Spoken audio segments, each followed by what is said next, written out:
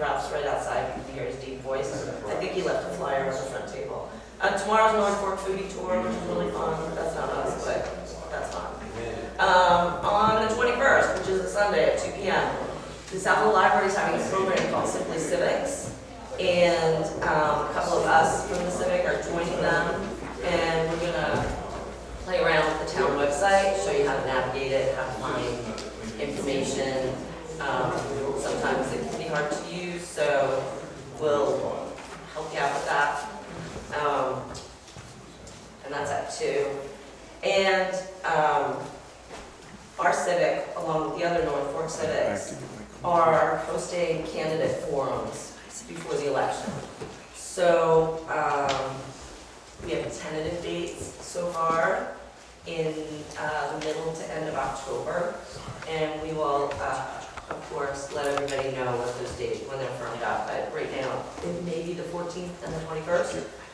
There's going to be 2 of them with the same format, and all our members get to submit questions. We'll be sending out an email about that. So if you have questions for town trustees, town board members, any of the town positions, and then also the county legislature, their candidates are going to be involved in it too. And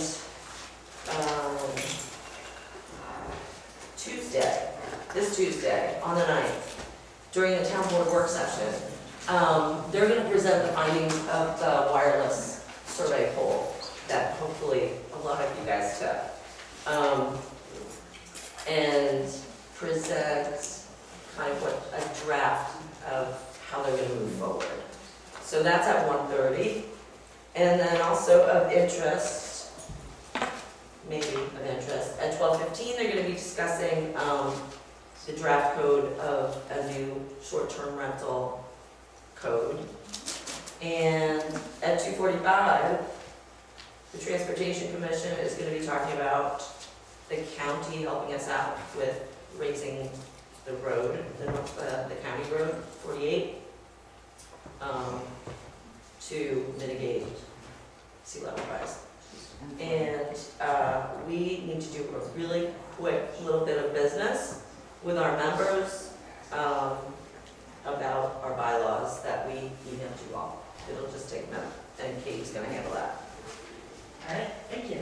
I know you guys are excited about bylaws. Let's not pretend like we're not here for the bylaws, okay? But actually, first of all, can you raise your hand if you're a member of our civic, of the Southold Peconic Civic?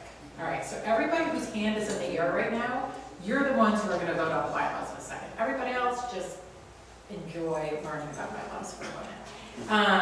So we have bylaws in place. They've been in place since we were founded, but we've decided, the board decided, that we should just update them a little bit. And so some of the changes that were made, instead of having the amount of membership dues set in the bylaws, we've said we're taking them out of the bylaws, and the board will vote on it every year.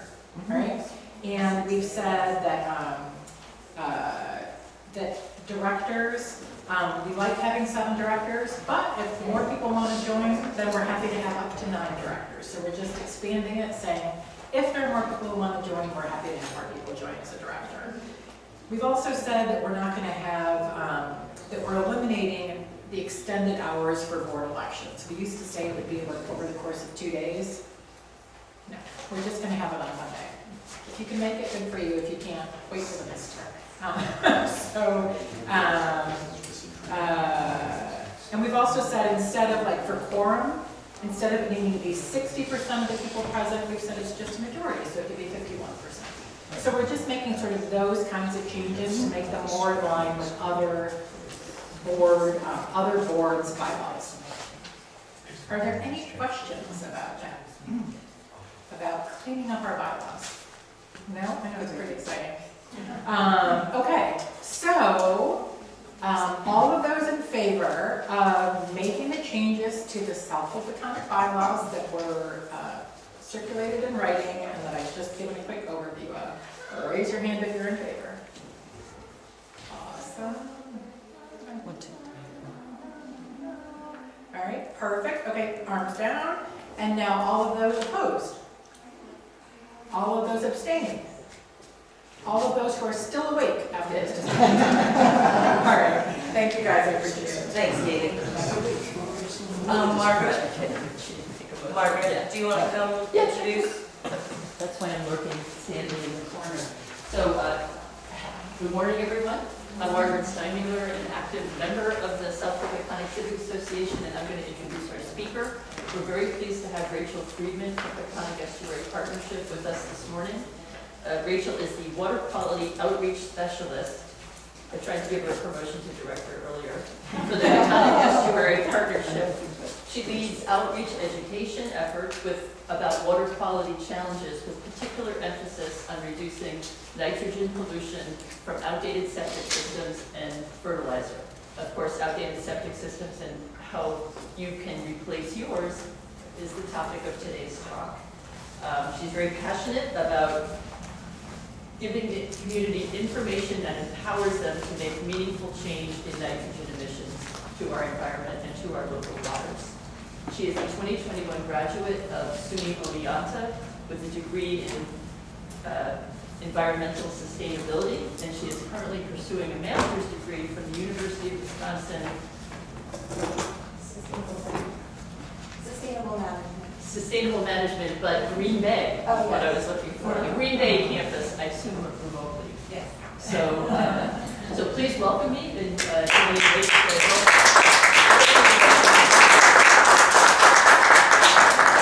If you like, I can advance the slides if you want to take the stage.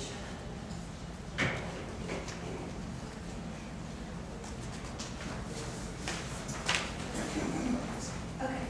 Hi, everybody.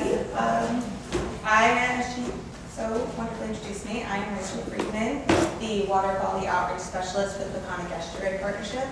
And I want to thank you all for having me here and joining me here today. Really appreciate it. So I'm going to walk you through why and how you should upgrade your septic system to an innovative, alternative, on-site wastewater treatment system, which we will be referring to as IA and OWTS, and how you can utilize state and county grants to get financial assistance upgrading your outdated technology to the cleaner and more responsible IA OWTS technologies. So, not just yet, these systems are the future of wastewater management and homeownership on Long Island, and upgrading is one of the most impactful actions you could take to protect our environment, our water quality, your health, your home. And people are always asking me what they can do as an individual to make a difference. And I'm really happy to be able to tell you guys that as homeowners, you have a really powerful opportunity to actually help shape Long Island's future. So just to start us off, just a little bit about who we are at the Peconic Estuary Partnership. So we are one of 28 EPA designated national estuaries of significance under Section 320 of the Clean Water Act. Another estuary on Long Island that is a part of the National Estuary Program is the Long Island Sound Partnership. But at the Peconic Estuary Partnership, we have the amazing privilege to focus our work on protecting and restoring Peconic Bays and the surrounding watershed. We are the connection between policy, science, and community. We utilize research and education and collaboration to protect the beauty and the health of this beautiful estuary where we all live, work, and play. And I also just want to point out that I will be having QR codes throughout the presentation, and just a little suggestion, a little tip if you want to utilize the QR codes, to just email yourself the link that it brings you to so you don't lose it and you can easily find it later. So why is it so important to upgrade your septic system to an IA OWTS? Traditional septic systems don't actually treat your wastewater. Instead, it releases that polluted water directly into the ground, contaminating our groundwater, working its way to our sole source aquifer, where we all get our drinking water from, and eventually it works all the way to our nearby surface waters, which creates water that's so polluted it's no longer safe to swim and recreate in, and it damages our ecosystem and harms wildlife. Wastewater contains high levels of nitrogen, which is a leading cause of water pollution on Long Island. So basically, to break that down, algae love to eat nutrients like nitrogen, And so when levels of nitrogen and other nutrients are too high, it causes something called harmful algal blooms, which also is referred to as HABs. And these blooms cause major changes in water chemistry, including high pH, changes to dissolved oxygen levels, and lack of oxygen created by the decomposing algae can result in fish kills, and generally harms all types of aquatic life and our important aquatic ecosystems, like eelgrass and shellfish beds. And harmful algal blooms also produce toxins that are linked to adverse health effects in humans and wildlife and domestic pets. Additionally, when septic systems fail and potentially have a catastrophic failure, it can lead to sewage backing up into your house, foul odors, and damage that can be devastating and extremely expensive to repair. So upgrading now means avoiding future headaches, protecting our health, the environment, and wildlife. And while we can't fully predict the future, we do know that grant funding is available now, and so the sooner you apply for grant funding and upgrade your septic system, the sooner you can have peace of mind. Next slide. So this map shows you examples of harmful algal blooms HABs on Long Island, particularly in areas that you may be concerned with. So for example, in Jockey Creek and in Orient Harbor, paralytic shellfish poisoning, also known as red tide, is present, making consuming shellfish in that area lethal to humans. Additionally, in Halleck Bay, diuretic shellfish poisoning is found, which causes vomiting, diarrhea, fever, and more symptoms after consuming shellfish in that area. And then also in Orient Harbor, hypoxia, which is the lack of oxygen, is found, which causes fish kills. And so here I have a graph of nitrogen sources and a map of ecological sensitivity. So if we turn our attention to the upper right corner over there, we can see that particularly in Quarry Creek, wastewater is the #1 source of nitrogen pollution. And then if we look at the map, we can see that the groundwater travel time, which basically just means how long it takes for the water that soaks into the ground to enter the groundwater, the aquifer, surface waters. And so everything in red here is 0 to 2 years, which is extremely fast and really emphasizes the need for people in that area to upgrade.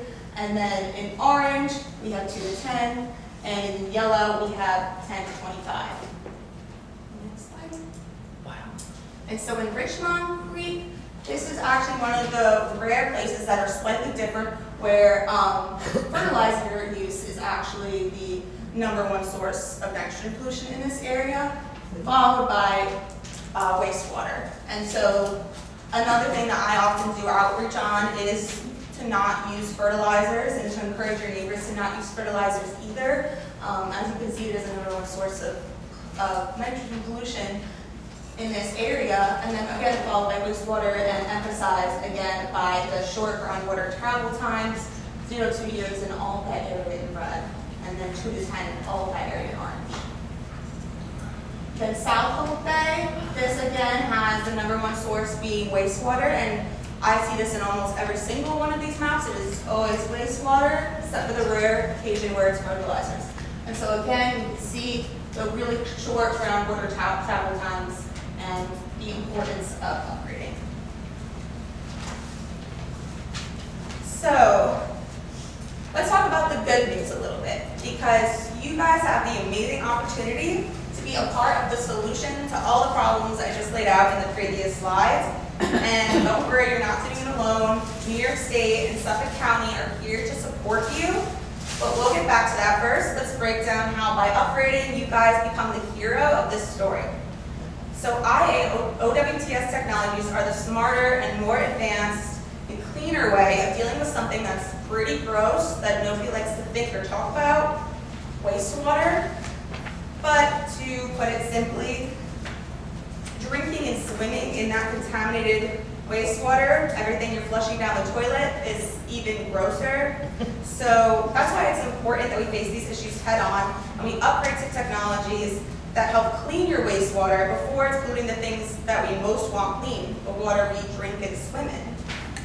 So these new and improved systems actually remove 70% of nitrogen, the cause of all the issues we just talked about, and keeping that water save is truly an investment in your home, your health, your community, and your environment, making your future brighter.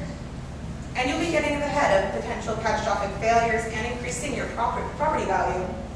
Additionally, you will be the leader in the field, and you'll be setting an example to your friends and your neighbors that by upgrading to these more modern and efficient systems, you are creating a domino effect, and hopefully it will lead to everybody on Long Island getting upgraded. So you can be a part of creating a healthier, cleaner Long Island by making this upgrade to your home that will not only give you peace of mind that you're avoiding a catastrophic failure, but will make you feel pride that you were part of something bigger than yourself and that you're making a difference.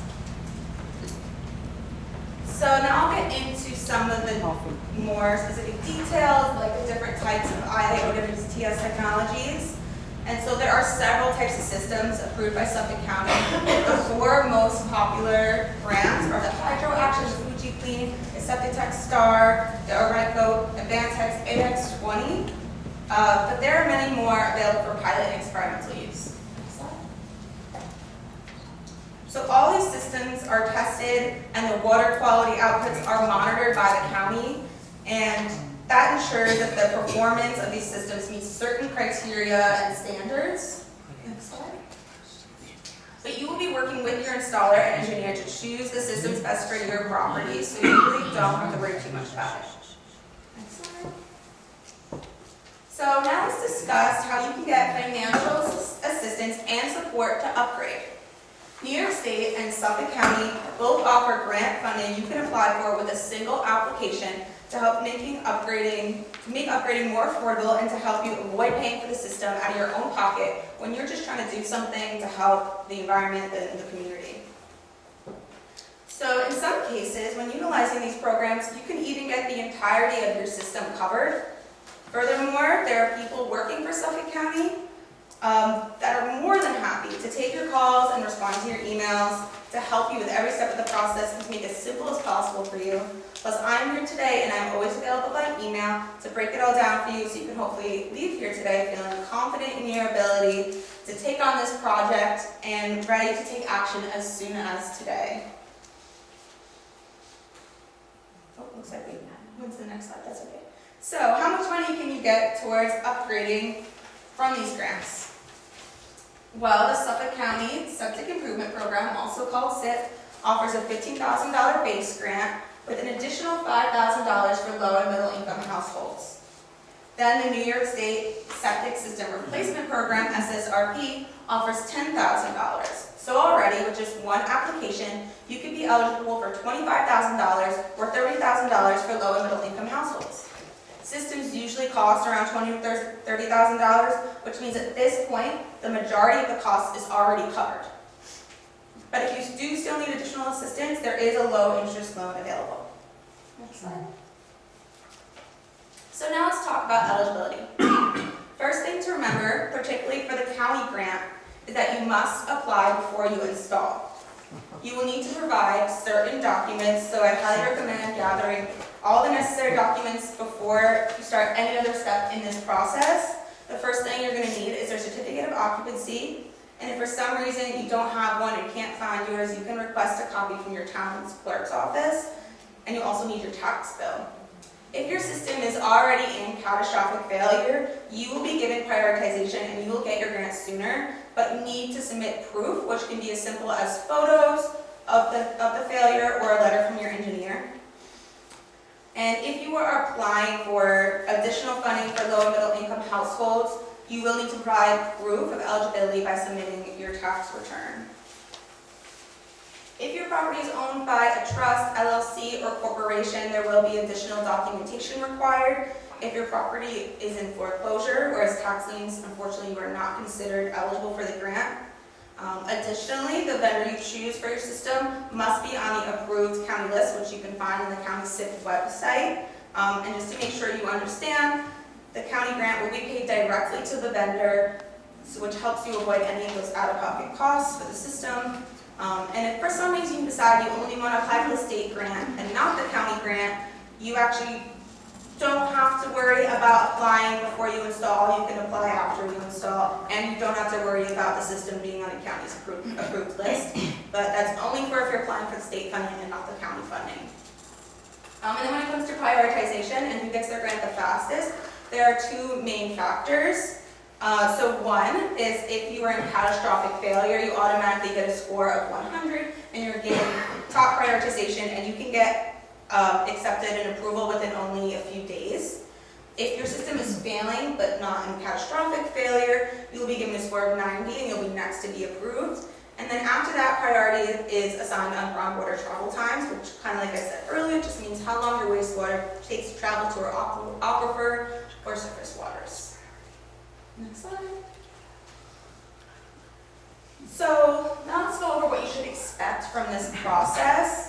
Firstly, cost. As I mentioned briefly earlier in the presentation, the average cost of a system has a give or take range of $20,000 to $30,000. So it is very possible that the grant could cover the entirety of the system itself.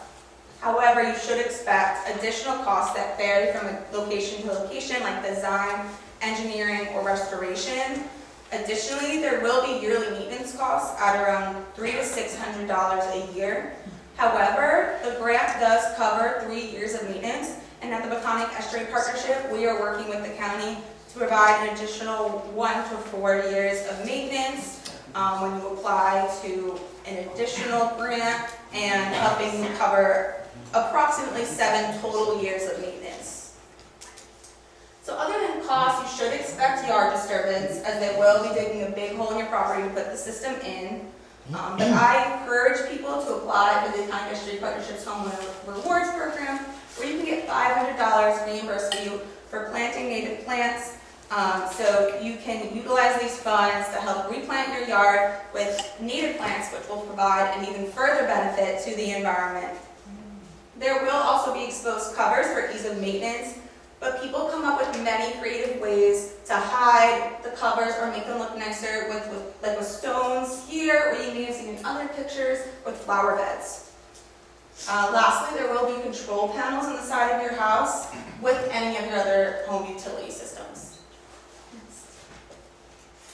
Can I ask about that? Are they replacing what you have already? Like, are they digging up and taking away what's there, and then they're putting this in where it Yes, was? yes. Sometimes it needs to be in a different location though. Depends on your property, how close you are to the water, how close you are to maybe a well, how your plumbing works. So that's something you work with your engineer to figure out. Okay.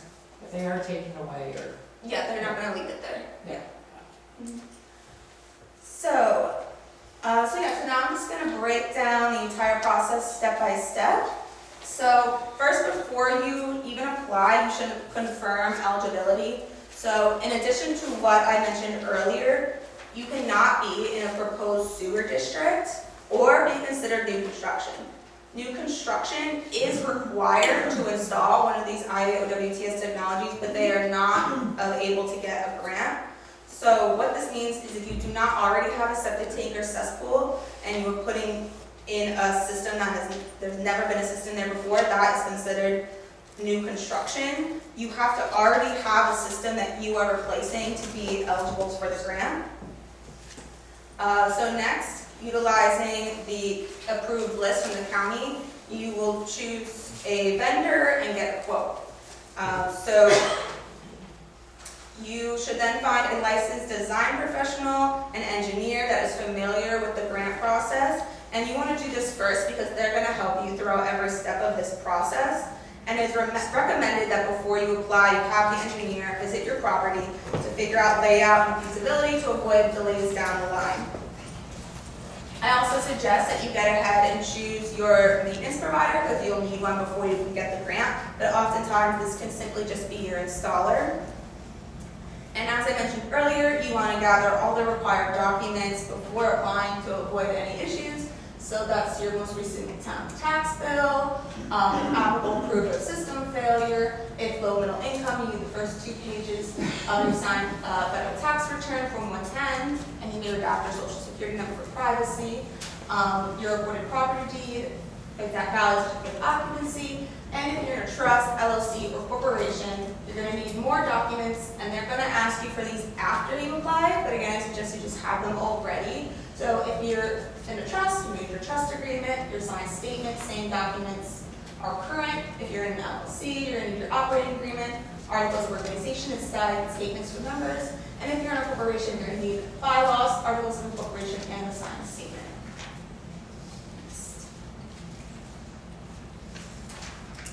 So, there are also more in-depth, step-by-step instructions on the county civic website under user guide, which you're welcome to scan the QR code and get the link right there. And like I said, I suggest you email it to yourself.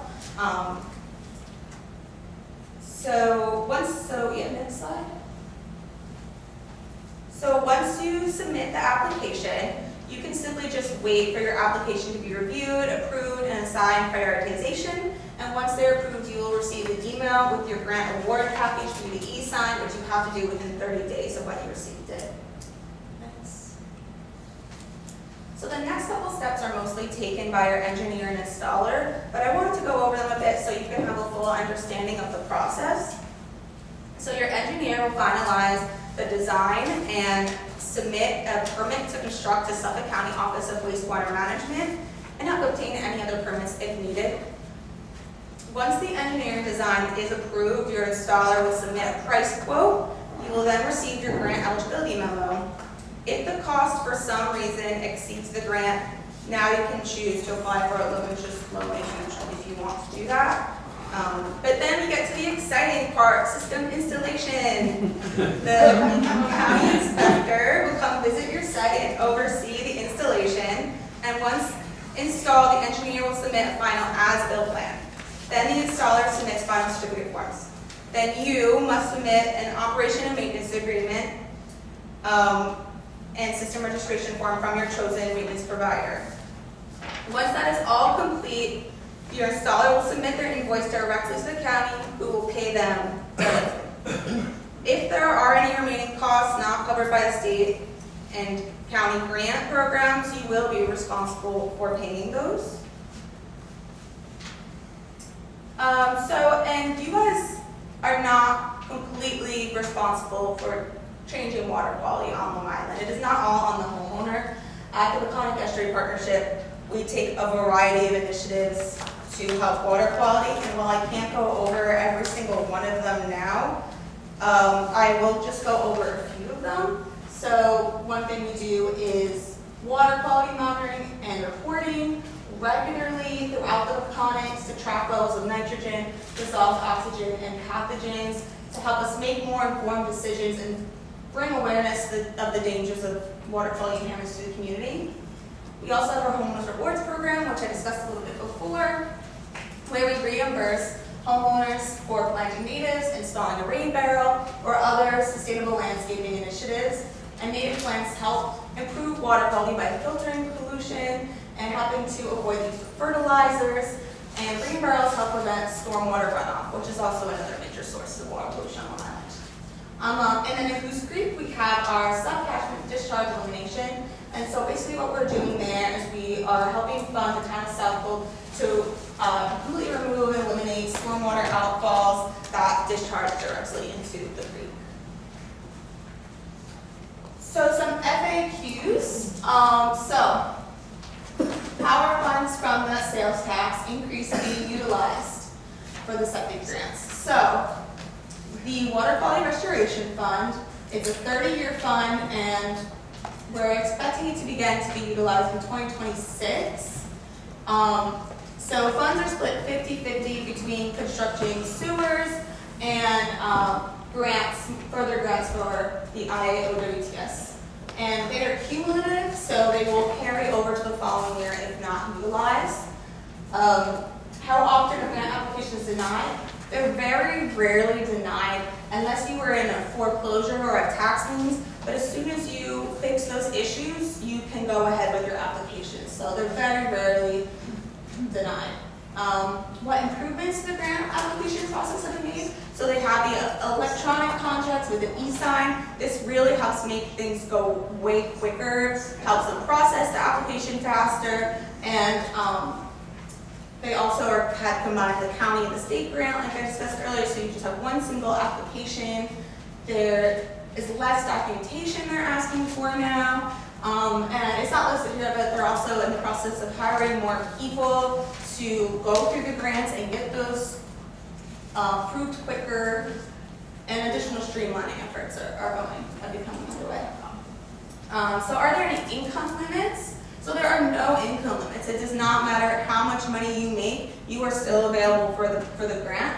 The only thing having to do with income is you can get additional funding if you are considered low middle income. Yes? If you look at the last line, about a third of the people that it's been installed receive grants. Yes. Have Yes. you eliminated the people who were building new construction? New From construction. that last number? So, yeah, so 6,500 installations. So 360,000 have been installed, and so that might include the new construction who don't get a grant. That might include anyone who's putting one in. And so 6,500 have been installed with the county grant, and No, It's 2,600, that's the grant. 2,600 out of Yeah. 6,500 have gotten grant funding. So it might be that the difference between those two were. oh, I'm sorry, I either missed new my number. construction- 360,000 do not have wastewater treatment systems. Sorry, I got a little mixed up. So sorry, yeah, so 6,500 have been installed, which could include the new construction or anyone else who's putting it in without a grant, and the 2,600 have it with the grant funding. So yeah, so that was my last one, thank you. So then, next slide, so that's really it. Now you can sit back and relax and enjoy the peace of mind of knowing you avoided the catastrophic failure, and feel pride in knowing you made a huge difference for your community, environment, and your health. And now I'm happy to take any questions, and if you think of any later, you could always email me. Yes? Hi, Rachel. Thank you so much for being here. You did a great job, and thanks for all your work in protecting our environment. My question is, based on your experience, what is the approximate cost of the engineering, like the pre-prep work and that kind of thing? I actually don't, that's actually a really great question. I don't have that off the top of my head. I'm not sure if it's in my notes here, but if you want to email me about that, that's something I can find out and get back to you about. Thank you. Yes, I'm sorry about that. You have an overview of the system, the new system? What do you mean by? Well, I mean, what it looks like. I mean, we all know what the whole cesspool system looks like with leach fields. So what is the new system? Yeah, if you want to go back a few slides, I have some examples I went through. So here are some of the ones, they all kind of look different. If you go back to the other side, these are the most popular ones. So this is kind of what it would look like under the ground. And then on top you have those control panels. It'd be nice to see what it looked like in a yard, for example. There's a slide, a couple forward. Yeah, Okay, so where would this system? It depends on your yard where it would be. Okay, is there any setbacks or, yeah. Yes. So, Relative to like surface water, for example. yeah, so water how for close you are properties. to surface waters, if you're right on the water, if you're close to a well, if you're close to your neighbor's well, if, depending on your piping and things like that, your property line, all of those are going to come into play when it comes to where it's going to be placed on your yard, and which system you get as well. Yes? Yeah, if I applied today, when would the whole process be finished, the installation and everything? So it depends on your prioritization. No, I have, my system works. So yeah, depending on your groundwater travel time as well, but it could be a few months. But so if you have to make an appointment with your engineer to come to your home, so it depends how quickly they get there. Once you apply, it takes approximately 6 weeks for you to get approval. I have heard much longer, but again, they're trying to streamline things. And then after you get initial approval, then you gotta get your engineer and installer to come and do more things. So there's a lot of moving parts that it depends on, so you can't really give an exact date of how long it'll take from start to finish. Yes? Do you find that people are needing to get several estimates from different vendors? Or It's not a bad idea. All of the prices are laid out on the county website pretty clearly. It will say this vendor, this price, basically. And so it will tell you almost exactly, so it really depends on which system you want, which vendor you want, which your engineer can also help you make the decision on. Is that the county Department of Health Services website? No, it's the Reclaim county Our septic Water. improvement program. Oh, okay, yeah. Website, yeah. So the SIP website, which I had a QR code to, or you can just search it up. So- Email me, I can send you a link. We can get your slides and put them on our website? Sure, yeah. Okay, and then what we'll do too is we'll put a link to that website, the county website. Wonderful, yeah. Yeah. Yes. I have a couple questions. You mentioned sewers. Are sewers in Southold Town Plan or? No. I mean, Not is in Southold. So No, you nothing's guys ever don't gonna agree. happen with that, like you wouldn't get this and then 2 years later, they're gonna come up with a sewers. It's not in the plans right now for Southold, so we would know 2 years in advance, probably. And then my second question is, can you get a system, I know it's based on the number of bedrooms in your house, can you get a system that's upgraded? Like, you have a 3-bedroom house, can you get a system for a 4-bedroom house? Yeah, it's usually more of a proactive for range, it's not exact 3-bedroom, 4-bedroom, it's usually more of a range anyway, I believe, so, yeah, that shouldn't be a problem. And then do you have a list of engineers? You give a list of installers, do you have any list of engineers? It should be on the county website as well. If not, that's something you can email me and I can find for you. I know it's not as straightforward as the vendors where it's like, these are all the approved vendors. It's kind of more like sometimes people will ask their friends or neighbors if they've installed, who did you use, and kind of more of a word of mouth, but I do believe that there should be recommendations available. Many of the vendors recommend. We'll be working with an engineer a lot, so they'll probably have someone to recommend as well. What kind of an engineer is qualified to do this? Sorry? What kind of an engineer is qualified to do this? I was going to see who was talking. What kind of an engineer is qualified? So just someone who is familiar with the county grant process and who has done it before. I don't know if there's a specific type of engineer. Is it environmental engineering or, or it's just? I think it's, that's a really great question as well. I'm not sure that A you've civil done it. engineer can do this, an aeronautical engineer? I think you need, can do no, this? you have You have to licensed stamp, you professional have to be able to, engineer. yeah. So professional engineer who's certified to sign and stamp on it. Yes, yes. You showed one of the maps had priority 1 and priority 2. What's the difference in those areas? So as far as who gets those priorities? I guess so, which is more Yeah, urgent. so if you are considered a catastrophic failure, that's, Right. or you mean as far as the, Yeah, it's forward. Yeah, It was on one of the maps. no, It was Forward. priority location. Forward. Yeah. Yeah, that's. no, a little bit more than one. Further forward. Yeah, towards, After this. no, the other way, like towards There was one. the end of the Yeah, there was. presentation. There was one that Keep had going. priority.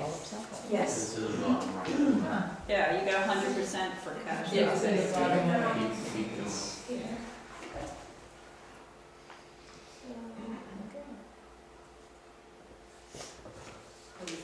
Yes. Yeah, we got it. Okay. Yes, exactly. That's. Yeah, so this is based off of groundwater travel time, like I was talking before. Once you get rid of, if you were a catastrophic failure or just in general failure, then it's based off of your groundwater travel time. So it was, you can also see those specific areas in the ecological sensitivity map, the groundwater travel time, but this is like their priority areas for upgrading.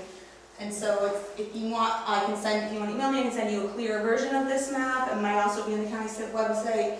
But yeah, so you can see priority 1 for groundwater or priority 1 for surface waters, and those are both taken into account. And so everything in red is groundwater priority 1, and that's the quickest groundwater travel time to the aquifer or the well or whatever, and then in like the pink purpley area, that's how the 0 to 2 years to get to the surface waters.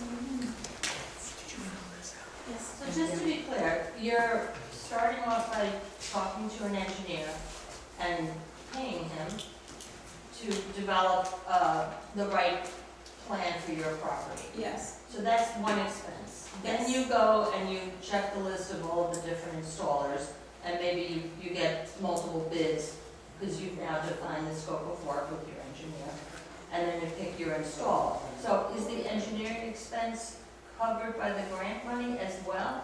No. Okay, now, some of these installers are gonna say they have their own engineers, and of course, they're gonna probably kind of guide you towards what they like to install, perhaps, or whatever. So, I mean, how much money are we laying out for engineering? That stuff doesn't come free. And why wouldn't it be part of this expense? So certain towns will have an extra rebate program to help cover those expenses. Unfortunately, Southold is not one of those towns. So it could maybe be one day expand, but for now, it's, you know, instead of having to pay for the entirety of the project, the whole system and the engineering costs and everything else, they're at least trying to cover the system itself.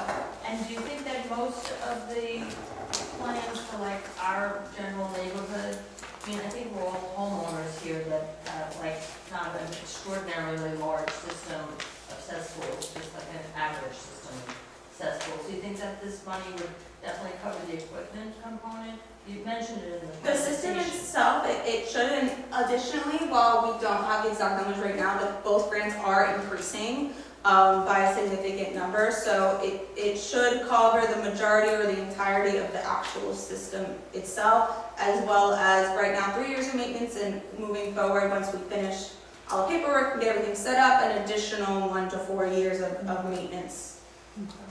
The maintenance is another issue, because I think as cesspool owners, we don't maintain until we think there's a problem. And then, but here, that's like another, you know, annual expense that we probably try to avoid and not do it, you know, and then who knows what will happen with the system if we don't do it. But, yeah, I'm just trying to get a better feeling for, you know, what's gonna happen, you know, at our home down the road. Also, can they put a new system in directly over the old cesspool? No, you have to find a new spot. Well, they can take it out and possibly put it in the same area, depending on different factors. Yeah, yeah. Okay. I was going to say, if I could jump in, I was looking at the annual maintenance costs, and I was trying to remember what Mr. Morris charged me the last time I had my septic system pumped out. I think his bill was on the order of $1,200. Wow. Maybe you remember. How many years? And that was probably 2.5 to 3 years. Oh. It's recommended You that are using, do it for way too much. it's also a very old system. However, it works out to about $400 a year, which is not that different from the annual maintenance. It depends if you're full-time or part-time. Yeah, I think you also need to consider that you may need to apply for permits, you may need a survey, you're gonna have to do landscaping because your yard's gonna be destroyed, or your driveway, depending, if you're near the water, the septic used to be on the water side, but now you have to be at the front of the house. Some people don't have the room for it, so then you kind of do it, you're stuck. So there are a lot of other things that everybody has to take into account. It's not just, you know, oh, I'm just gonna put this system, there are a lot of other costs involved. And I do want to say, it may eventually just be a requirement for everybody. That could be in the future, so and without a grant. So we're telling people, do it now while we have this grant. You know, there are other states where they were just required to do it. So that's just one thought. Yes? I know that there's grant money available right now. How, if everybody in Southold applies for the grant, I mean, how much money is there, or could the fund run out? It's not going to run out, especially now that we got this increase with the tax incentives. So I don't see that happening. No one's even considering that. Like it's not going to run out. We have the state and the county grant are both also being increased. So My only other thought was, in response to some of the questions that are being asked, at some point when more of these are done, I think it'd be super helpful on your website to say like, here are 3 families, you don't have to give their names, like example 1, the engineer cost him this much, it took this long, you know what I mean? And so if that was available and they used this system, and this is how they found the engineer, or whatever, just sort of walk through a couple of examples, I think that would help a lot. And I'm definitely gonna be writing down these questions about how much is the engineering cost and stuff like that, so I can find it out and include it in my future presentations.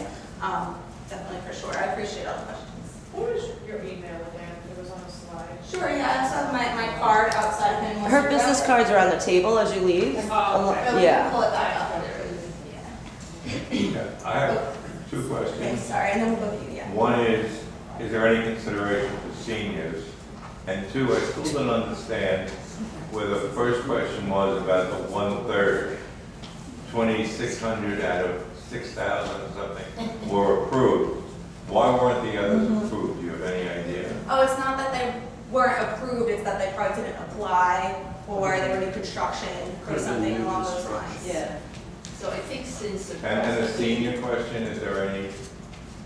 No, there's not anything particularly for seniors, but for people who are low middle income, which I believe is a very high, it goes, higher than you would think to be considered low middle income.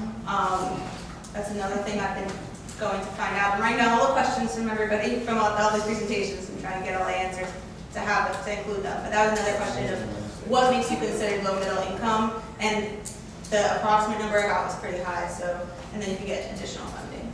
Yes? Oh, yeah, I was tagging on to what you said. It would be great if there was a little story on Kenny's Beach or McCabe's or Founder's Landing Beach, those water adjacent public restrooms. It would be nice to know there's kind of community leadership in this too, as opposed to private owners, That is something, that that has been in discussion with different towns and different organizations in the county of possibly trying to get more Thank you. a grant for non-homeowners. Or just a little bit of community participation by see what towns out. Right.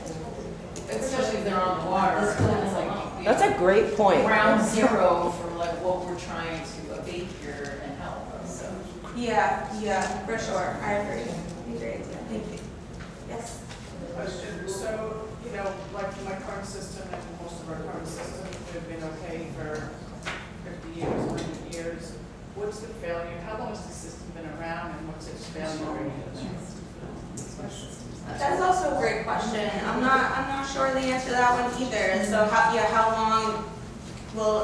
how old is the system when they usually fail? That's a really great question. I will view all these questions also. If you want a direct answer that I don't have right now, please email me and I will get that answer for you. I'm really in touch with Julia from Suffolk County Department of Health. She's really been helpful to me. Is it a point of failure or is it the age of the system? So it's both. The aging system leads to a failure, and often a catastrophic failure, but it also, in general,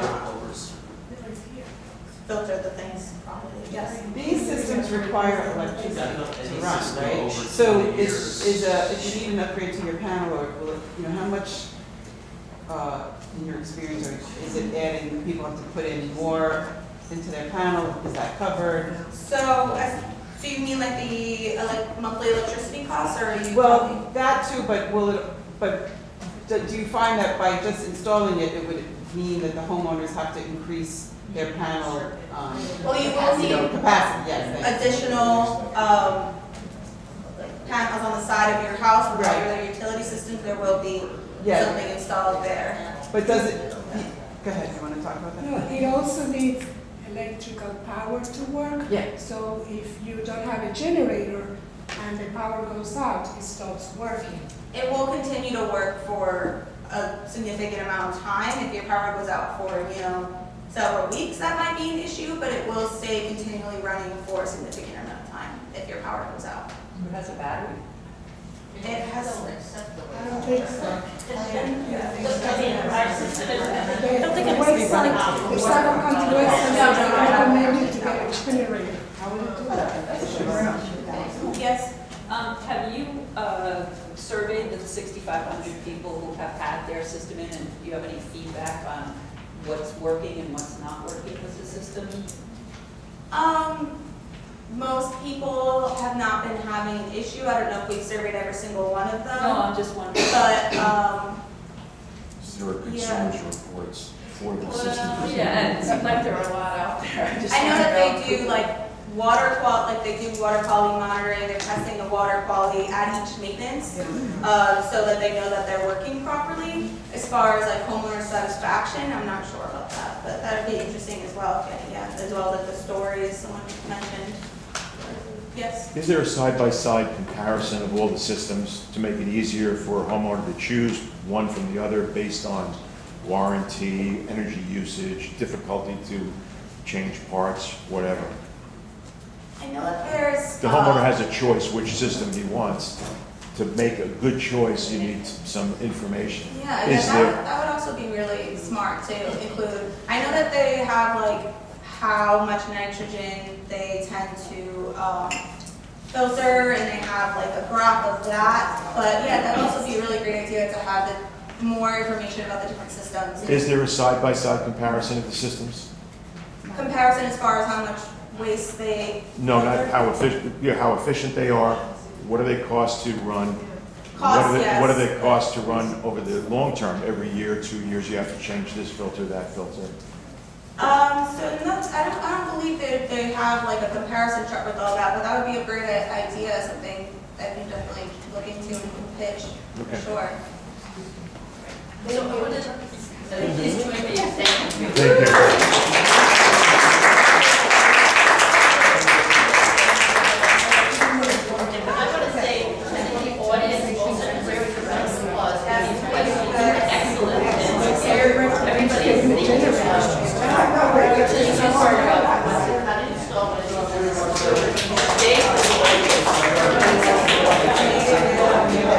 Thank you all for coming.